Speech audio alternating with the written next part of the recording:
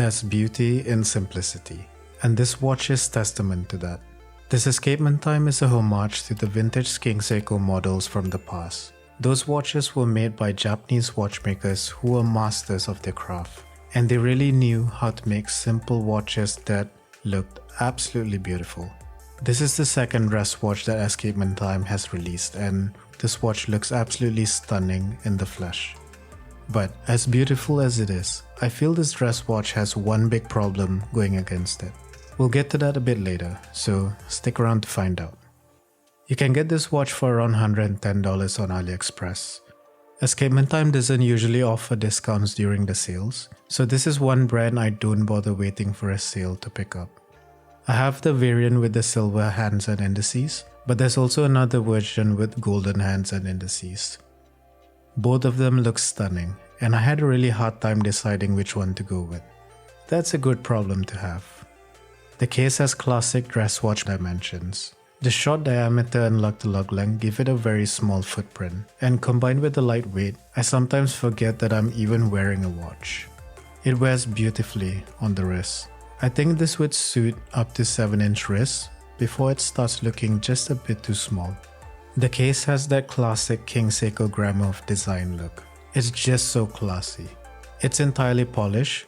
You won't find a single brush surface anywhere on this case. The polishing is very well done, but the transitions between the surfaces are not that defined. The soft lines and high polish finish makes it feel like you're walking around with a mirror on your wrist. It reflects everything. I feel some brushing on the inner lug bevels or sharper transitions would have really highlighted the beautiful case shape. The side profile maintains that classy vibe. It's a slim 10.7mm because of that quartz movement, and there's a gentle curve on the mid case that flows down towards the lugs. The crown is push-pull and it's signed with the Escapement Time logo. There's a top hat sapphire crystal that's raised from the bezel, which really ties into that vintage design aesthetic. It's very clear, and there's no distortion when you view the dial from acute angles. There's also a clear air coating to minimize reflections, and it does a really great job of that. The beautiful white dial has a subtle sunray effect.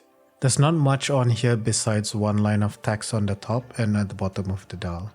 I'm not a fan of the Escapement Time script logo, and the thicker Chinese print at the bottom throws off the dial balance for me. It makes it look a bit bottom heavy and less refined.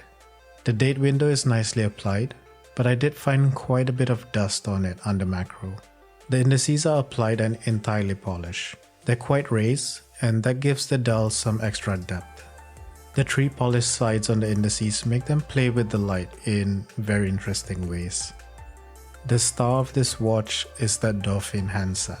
They're extremely well finished, with a brushed center and polished bevels. This combination of finishes makes them very legible for a silver and white watch. The high quality finish and thickness of the hands give them a 3-dimensional look. The edges are so well finished, they look sharp enough to cut you. There's definitely heavy Grand Seiko inspiration here, and they look better than handsets in watches up to $500, or some even more than that. The caseback has a gold medallion in the middle. It's such a cool touch that really pays homage to the vintage King Seiko models. I couldn't really figure out what the Chinese engraving on it means. If any of you do, let me know in the comments. It's not the cleanest engraving, there's some jagged edges on the outer line, but I didn't really mind it. I think it gave it a cool hand-painted scripture look. The movement powering this watch is a Miyota 2S60. It's a quartz movement with a ticking seconds hand, and a shockingly long 10-year battery life. That's right, 10 years.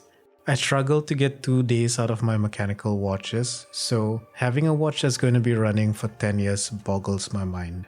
The second hand hits most of the marks accurately, with very little backlash, which was very impressive to see. It's not perfect, but it's much better than many Swiss quartz watches. I'm looking at you, Moonswatch. The 18mm black leather strap suits the dressy look, and that white stitching pairs well with the white dial. There's a tan padding on the back, and it has quick release spring bars to make strap changes just a bit more convenient. The strap doesn't feel high quality, but it looks the part and it breaks in fairly quickly. So, What exactly is the big problem with this dress watch? Well, the fact that it is a dress watch. In a world where it's normal to see Apple watches at formal events, do dress watches even still have a place? Let me know what your thoughts are in the comments. Of course, you'd never catch me wearing an Apple watch with a suit. But then again, I probably only wear my suit maybe 1 or 2 times a year. So as much as I like this Escapement Time, I just never wore it. It felt too dressy for my mostly casual lifestyle. But if you have a more refined life than I do, or if you just really need a dress watch, this Escapement Time would suit that role perfectly. It's a stunning looking watch at a very affordable price point. And with the 10-year battery life, you know it'll be ready to go for every formal occasion you need to attend over the next 10 years. All 5 of them.